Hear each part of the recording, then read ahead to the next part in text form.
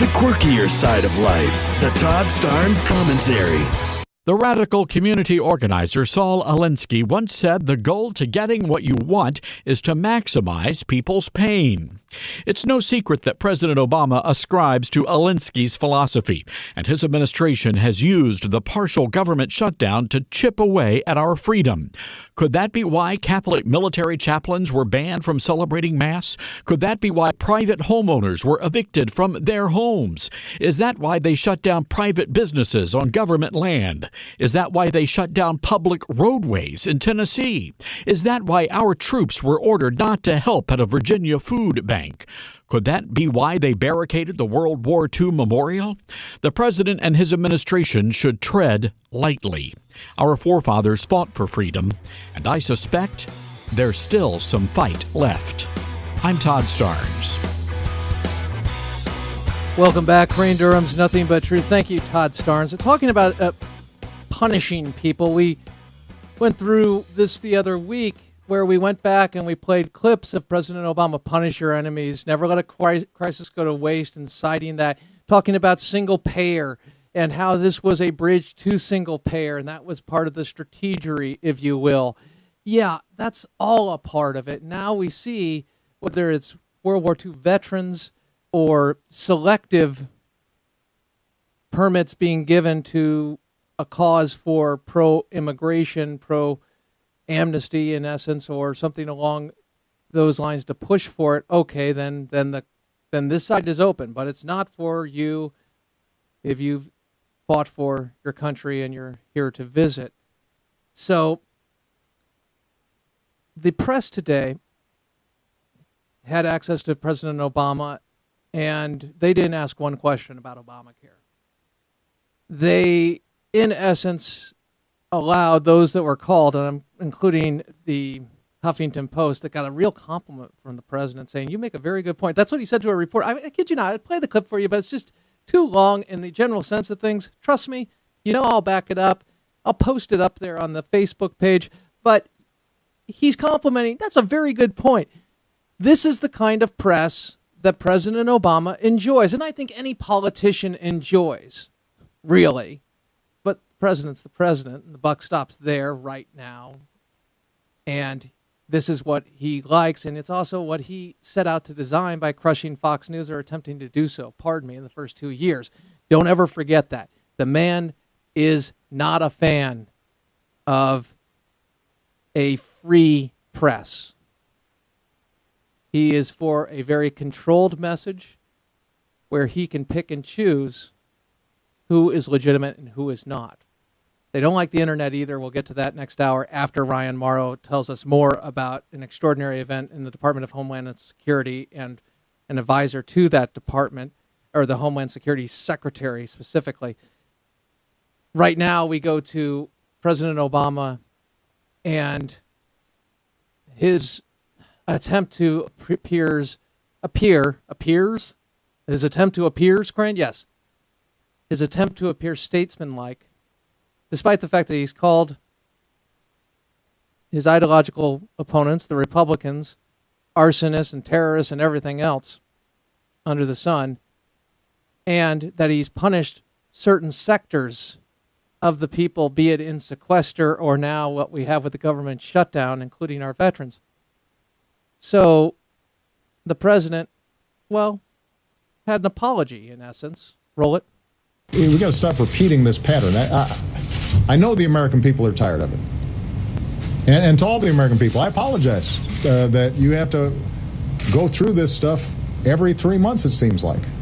And Lord knows I'm tired of it. But at some point, we've got to kind of break these habits and get back to the point where everybody understands that in negotiations there is give and there is take. What question would you have asked the president today in the press conference?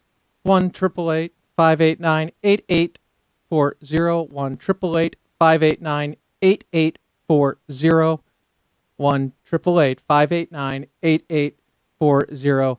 The question you would have asked the president today if given the chance? What would it be? What specifically would it be? Here is the president speaking to the debt ceiling, speaking to the idea of defaulting on our debt. Roll it. If we just pay bondholders, we just pay people who bought treasury bills, that we really won't be in default because those interest payments will be made. And to them, what I have to remind them is we've got a lot of other obligations, not just people who pay treasury bills. We got senior citizens who are counting on their Social Security check arriving on time. We have veterans who are disabled who are counting on their benefits. We have companies who are doing business for our government and for our military that have payrolls that they have to meet. And if they do not get paid on time, they may have to lay off workers. All those folks are potentially affected if we are not able to pay all of our bills on time. The seniors will get their Social Security checks, and the people will, and he has the ability to make that happen and secure it incidentally. This is raw scare tactics. We've exposed them before. We expose them every day. And if we did have a press that was following up on those specifically and challenging them with fact, then potentially it would have been a better press conference. But no, it was a pep rally for President Obama's stand against the Republicans. What are your thoughts? Well, let's go to your phone calls, 1-888-589-8840. The question you would have asked the president today in the press conference if given the chance. Hello, Paul, in the great state of Texas. How are you, my friend? Fine. How are you, Crane? I'm doing well. What would be your question? My question would be, Mr. President, everything that you just said about breaking the old habits and we're all sick of this or whatever, does any of that apply to you? And if not, why does it not apply to you? And my follow-up question would be, why, Mr. President, do you think that there are two houses in two branches in Congress, one in the executive? Why is it that you seem to maintain the position that negotiation must be your way? After what you've asked for, you get 100%, then let's negotiate, and you characterize the other people as the ones that are obstructionists. I just don't get the logical flow there. Well, Paul, that's pretty much where I'd go with imitating the president's response, because I don't know how he answers it and stays on point. My point would be that he would go off point, but it's a brilliant question and one that we welcome, certainly. Hey, it's great to talk with you, man. Great to be with you. Thanks. Take care. 1-888-589-8840, 1-888-589-8840. The question you would ask the president if given the opportunity today in the press conference. And it will be Laura from Ohio. Laura? Hi. How are you? And I guess very similar to your last caller, I would have said to him, I appreciate the idea that there should be give and take. What have you given? That would have been my question for the president. And the one concern I have about this generation, and I'm an old geezer, so I can talk about the modern people, I'm afraid that too many people are in the pocket of the government, and therefore they don't have what it takes to go for liberty. I'm so reminded of Patrick Henry. Is peace so dear, chains so sweet as to be, or whatever, to be purchased at the price of chains and slavery. I know not what course others way to take, but as for me, give me liberty or give me death. Laura, number one, you're not an old geezer by any means.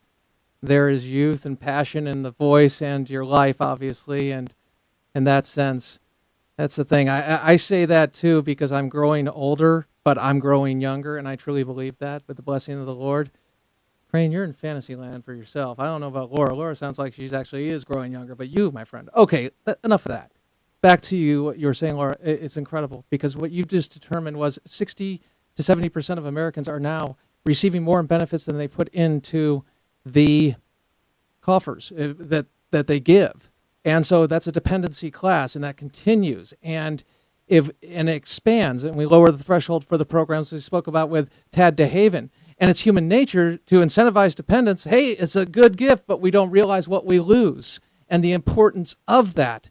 And as any government program is, hey, I'm going to sweeten it. I'm going to do what I can to get people on board. And once I do that, it's the closest thing to eternal life, as Ronald Reagan said, a government program. Laura, thank you for your phone call. Honored you're in the audience. Let's go to North Carolina and Mary. Mary, North Carolina, thank you for your patience. And how about that question, Mary? Yeah, as far as the give and take, I would have to ask exactly what he was giving to guarantee that the children that were born and raised here in America will be afforded the same rights and freedoms that our forefathers fought for and wrote the Constitution in order to guide future politicians, and what he was willing to give as far as the security of our vets that are coming back and are disabled, that they'll continue to get support from the government, how Obamacare is going to affect that. And if Obamacare is so great, why is it that it's not good enough for he, his family, his staff, or Congress who are voting it in for the rest of the American public? And exactly how much more does he expect Americans to take? Get into the White House press room, Mary. That would be great. I appreciate you. Thank you. Thank you. Great questions. Now, understand that liberalism relies on us thinking that, well, we just don't have the power. We don't have the ability. We don't understand. It's too complex. It's not that complex. It's truth. And what you all are proving is that you can do a better job than the White House press corps. You say, Crane, that's not saying much. Well, it is actually, because these people do this for a living. But they've gotten their jobs mixed up. See, they think their job is actually to support and carry the water for the president, ideologically lining up with him. And this is a general comment. There are exceptions to the rule, major ones, including Major Garrett and John Carl of ABC. You'll hear that next hour. Ed Henry. Cheryl Atkinson. There can be people who break out of that mold now and again, certainly, but oftentimes it's the exception and not the rule. And if we would have had accountability and stressing these points and following up, as the president wanted to be so transparent, then we may not have what we have today, but we do. So what is the answer? Well, let's not only talk about the Constitution, which absolutely, and our forefathers and what they believed in and what they outlined and what they understood, but let's talk about how this hurts the ability for people to be free and how it takes that over. Crane Durham's Nothing But Truth, AFR Talk.